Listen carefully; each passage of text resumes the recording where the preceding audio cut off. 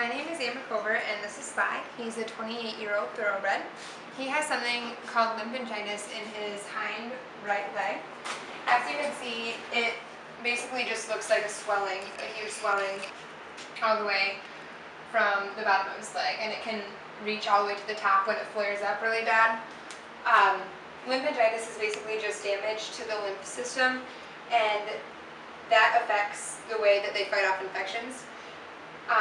He can't fight them off as well. So the reason that his leg swells up is because he can't drain the fluids, the infectious fluids from his legs.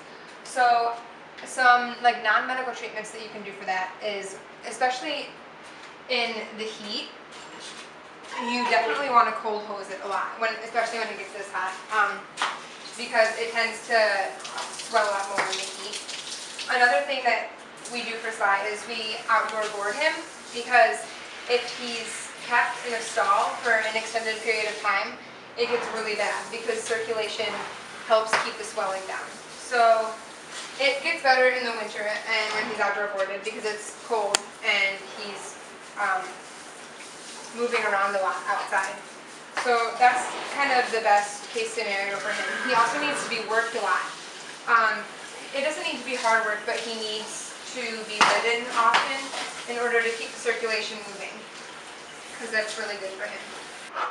Another downside to lymphingitis is their lack of ability to fight infections. So every day when the owner comes out here, you have to check his leg really well and make sure that he doesn't have any sort of cuts, because if he does, they need to be treated right away because he can't fight them off on his own, and it can be really damaging to his health. Also, like dew poisoning, he can't get that because it's really not good for him. So you always have to be on the lookout with a horse that has lymphingitis, and you always have to be checking to make sure that infection doesn't have time to spread, because he's not going to be able to fight it off with the infection with the disease that he has.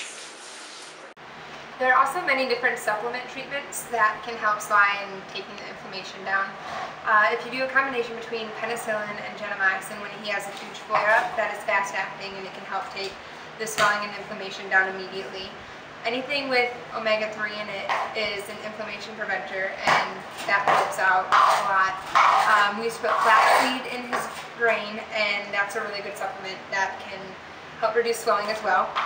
So if you do a combination between all the supplements and the constant movement, outdoor board, and cold hosing, that is a really good way to keep everything under control.